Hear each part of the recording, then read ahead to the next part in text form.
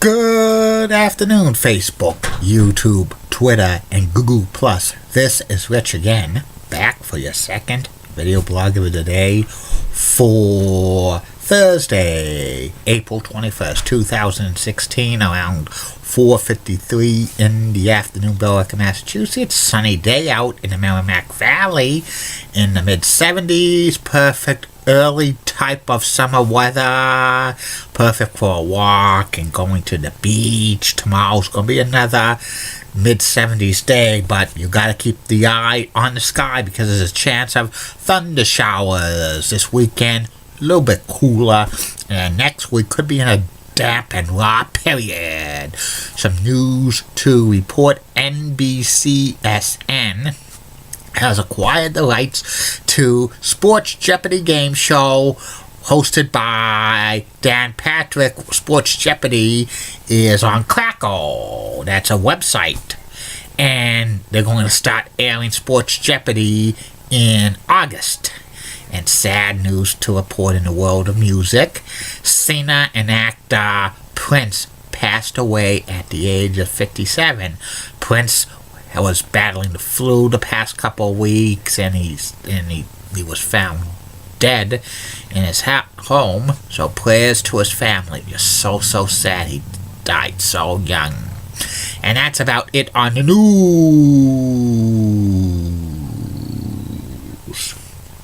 My second video blog subject of the day is about jobbers in the world of professional wrestling. For many years, there were jobbers in professional wrestling. Usually you saw jobbers on the syndicated programs that WCW had, and WCW Worldwide, WCW Pro, and WCW Saturday Night, and in the WWE Superstars, WWE Wrestling Challenge, and other programming. And you also had job matches in the AWA and other regional territories. Usually the jobbers were like indie wrestlers or kind of lower level wrestlers, or like wrestlers who were being retired, who were going to retirement.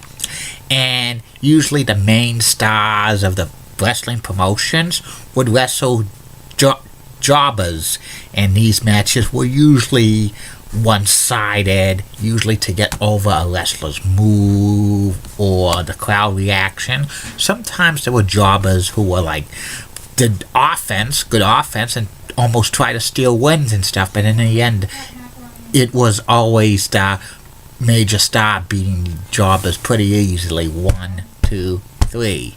And some of the jobbers became big stars when they first started in the world of professional wrestling. Such wrestlers as Curt Hennig started as a preliminary wrestler. Mr. Perfect, he was a jobber on WWE television in the early 80s. Another one was Eddie Gilbert. He was a job guy in the WWE in the early 80s. He was actually a protege for Bob Backlund. Another wrestler who started off as a job guy was Mick Foley. He was under the name Jack Foley on WWE television a couple of times. Shane Douglas as Troy Martin, his real name, on WWE TV a couple of times in 1986. The Bodyguard Virgil, he was under the name Mike Jones. He started off as a job guy. The Hardy Boys, Matt and Jeff in the 1990s. And there were also other famous jobbers. Usually they were always on television, such wrestlers as Iron Mike Sharp, who actually was briefly the number one contender to the WWE title for Bob Backlund in 1983. When the WWE expanded, Iron Mike Sharp always lost. He claimed to be Canada's greatest athlete. He had a loaded forearm. Also another famous job wrestler was the Brooklyn Brawler, Steve Lombardi, who had a long reign in the WWE doing TV jobs. He had a minor mid-card push in 1989, managed by Bobby the Brain Heenan, and he also was under another character, MVP,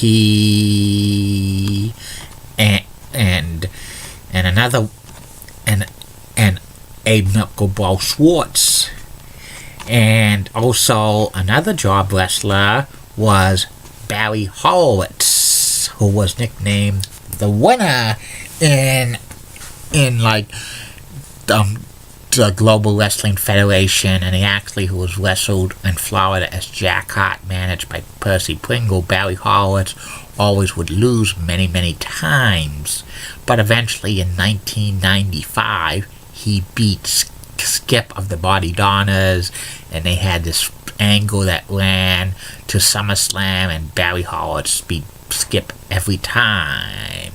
Another job guy in the WWE was Frankie Williams. Frankie Williams wrestled in the WWE in the 1970s and 80s.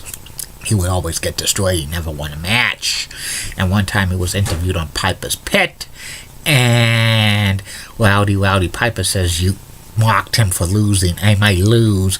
And Frankie Williams says, "Are you insulting me? You're not I'm not insulting you." And then he beats him up. And Piper says, "Just as they have all the answers, I changed questions." And also another famous job guy was SD, Special Delivery Jones. He never won a match in years. Also, there was other guys named Rudy Diamond and Charlie Brown in the early 1980s. They were African American TV jobbers on WWE television. Some other famous wrestlers towards the end of their career became jobbers, including Tony Garea, Salvatore Bellomo, Swede Hansen, Tiger Chun-Li, and a few others. The squash matches were always entertaining to watch on television because they were like Saturday morning, because you didn't see Hulk Hogan wrestle every week on television, or Ric Flair. Usually it's like all the other stars, and most of the airwaves for Saturday morning programs for wrestling was aired by jobbers and those matches. But when the Monday Night Wars began with WCW Monday Night 12 in 1995, the squash matches were being phased out, and they usually had lower level wrestlers on the WCW or WWE actually became jobbers, like jobber to the stars, like Bob Holly filled that role a lot in WWE, and Aldo Montoya, and Al Snow, Leif Cassidy. In fact, Al Snow formed a group briefly called the Job Squad, which included the Blue Meanie and Scorpio and Bob Holly, which was in 1998 and 1999.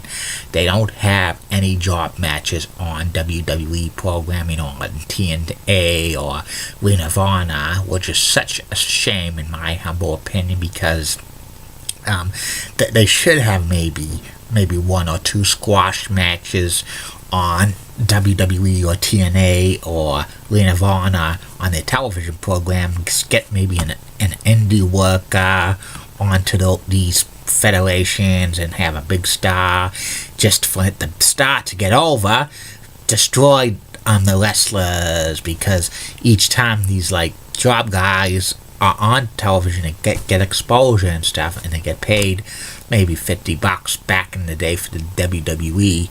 I miss squash matches so much, and especially the jobbers, because they were kind of characters among themselves in the world of professional wrestling. And that's about it on professional wrestling jobbers. And the third and final video blog of the night's coming up. It will be about WBZ anchor of 6 p.m. and 10 p.m. news, Paula Ebben. Keep calm, everybody. I'm a Julie Butter guy. Molly was part of WCCO. Roxanne has nice legs. Elizabeth Hart is so stunning. She's the best. Bob Gibbs of ABC 11 has that sweet southern accent.